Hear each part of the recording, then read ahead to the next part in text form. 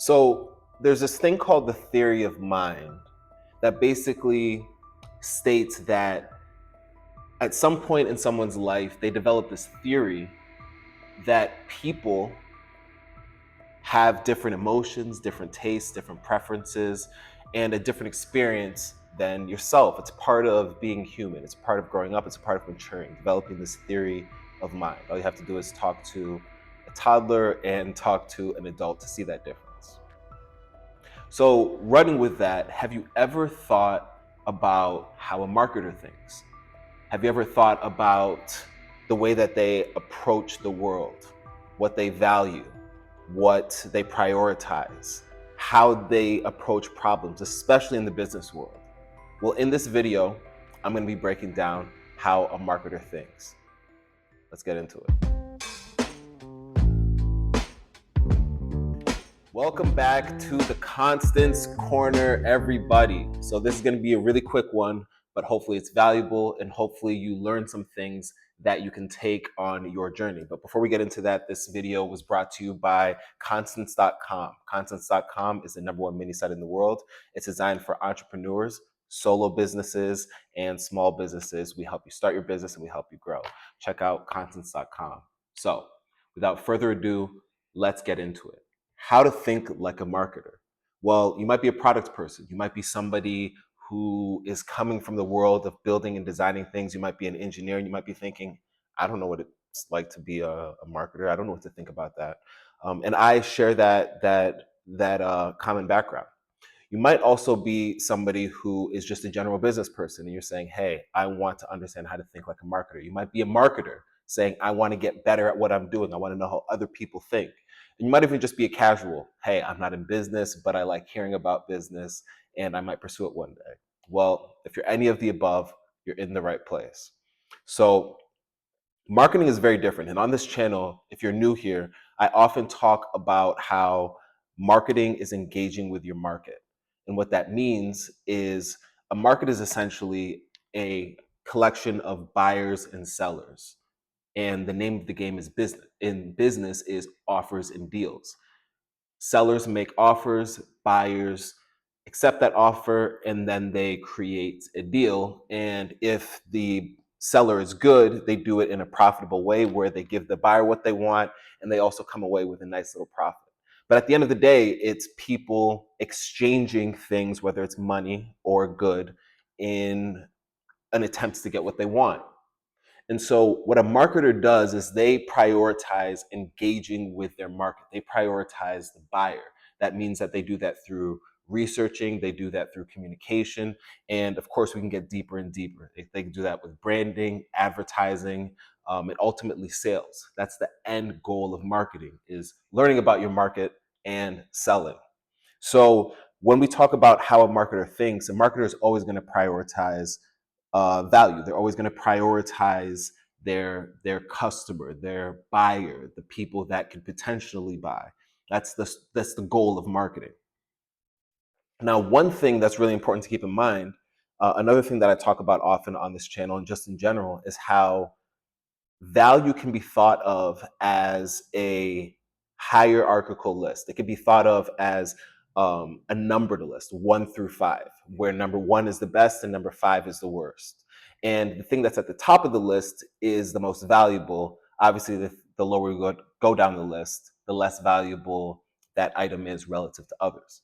And so a marketer is, one, valuing their market. So that's at the top of the list, not creating the product, not operations, not the financials. They're worried about who this person is and what's going on in their mind. We want to understand what's going on there. This is just stuff that I've had to learn in my pursuit of entrepreneurship, and it's really grown. The perspective has really grown. So getting into it, one thing that a marketer is always has to understand how they think is that they have to understand that value does not lie in the product. It doesn't lie in the factory. It's not a manufacturing thing. Value is in the mind. Value is in the mind. And it's similar to the whole phrase of beauty is in the eye of the beholder. In this case, value is in the eye of the beholder. What somebody deems to be important beyond a certain point is very subjective. And when I say beyond a certain point, I mean around food, I mean around just shelter, the basic needs. But even then, when you live in a developed country, there's a lot of these items are provided by different parties, and there's still an element of choice. So summarizing that is value lies in the mind. It doesn't lie in the product. And this leads me to the next point, where the brain of the marketer is slightly different. Now, I come from a technology background, and there's this idea of product market fit. But even beyond the technology background, the IT sector, there's a lot of people that talk about product. If the product is good, then it will create demand in and of itself. Build it and they will come. I've never been the best subscriber of that ideology. I don't think not it's not something that I would just throw out completely, because I think there's a lot of instances of just an undeniable product. But I think there's more to the story. I believe that a product is what you produce. And I think that in and of itself, that thing that you're producing is, whether it's a good or a service, can be something that's immediately recognized as valuable. But if it's something that's new, and this happens a lot in the tech sector, there's some introduction that's needed to take this invention and turn it into something of an innovation. Again, a market consists of buyers and sellers. Buyers have their own minds, their own perceptions of value.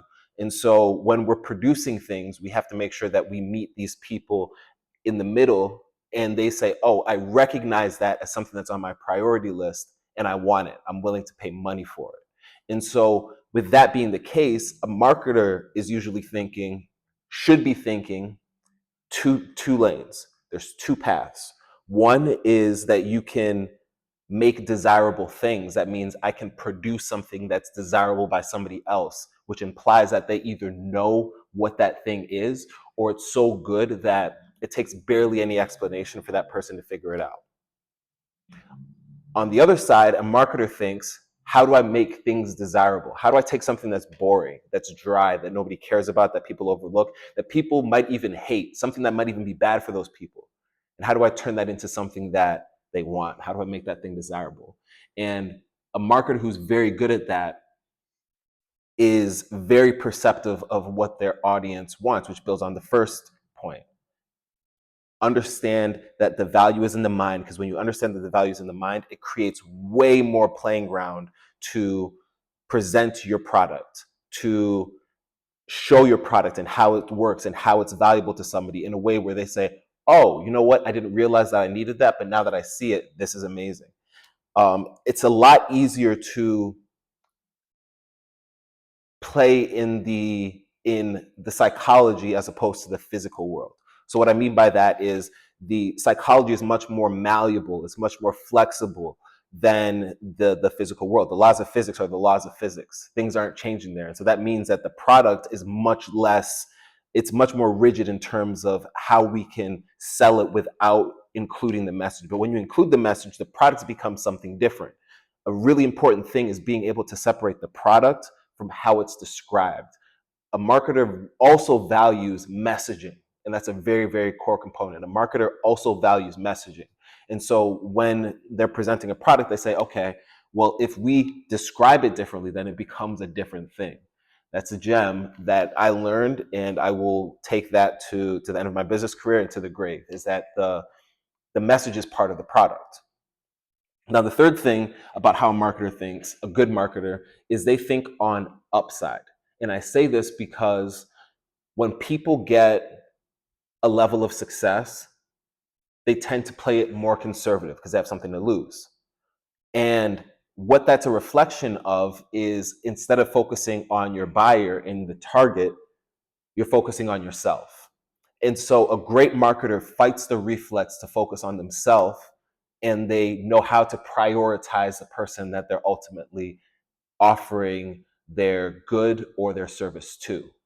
Again, it's in the name, service. So, and also just a word on the label of good. It's what the customer deems good, not what you as the marketer or the business person deems good. And so just on review, the three things that really highlight how a marketer thinks in a general sense is they understand that other people are having a different experience, and they understand that in their experience, they have things that are valuable relative to their experience, meaning that it's not something that everybody else finds valuable. And that's how we find the people that we want to engage with in the market. The next thing is that the marketer understands the difference between how to make things desirable and how to make desirable things, and understands that we live in a world where both can work. And the marketer a really good marketer can make something that's undesirable desirable, and a bad marketer will blame it on the product. And then the third thing is they know how to maintain focus. They pay attention to their person even when they get success. They understand that there's a natural inclination to be playing more conservative when they see success. And so when they start getting success, they know, okay, it's time to focus on the people that brought us success and to double down. I wasn't going to do this, but I can give you a couple examples. The first example is more academic. Richard Thaler, he wrote the book Nudge. He's an economist, and he included more behavioral elements when looking at economics. Economics is just a study of how we make decisions with scarce resources, when we have a limited supply and unlimited demand, unlimited wants and needs. And he says, hey, there's a behavioral element. It's not just cold, rational calculations that people are making. People operate off of a feel. So what he realized, or he ran this experiment, he basically said to a group of executives, he said, if you have a decision to go with a certain product strategy, and there's a 50% chance of it succeeding and earning you X amount of revenue, and there's a 20% downside, would you go forward with this plan? And a majority of the people said no, because they didn't want to risk that 20% downside. That in and of itself is people playing conservative in the face of loss, centering themselves. Now, a more real example, which you may have felt but you haven't noticed, is Apple post Steve Jobs. I think they're starting to change this a little bit more now, but Apple post Steve Jobs focused more on the specs, focused more on the making the technology desirable, making it sexy, instead of the other part of the equation, which is well, actually, it's backwards, is they focused on selling a desirable thing, a desirable product, and instead of making it desirable.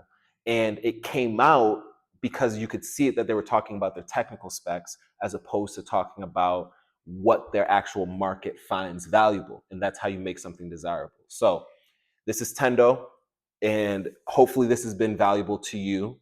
If it has been, don't take my word for it. Put it into your actual day-to-day. And if you're just observing and you know somebody else that might find this valuable, then send it over, share it. They might benefit, and they'll probably pat you on the back for that. And then lastly, this has been brought to you by Constance.com. Constance.com is the #1 mini site in the world. It is designed for solopreneurs, and it's designed for small businesses that want to start and that want to grow. We provide a very awesome toolkit that's up to speed, and I think it'll be really valuable if that's what you're looking for. So with that being said, I will see you next time on Constance Corner. Take care.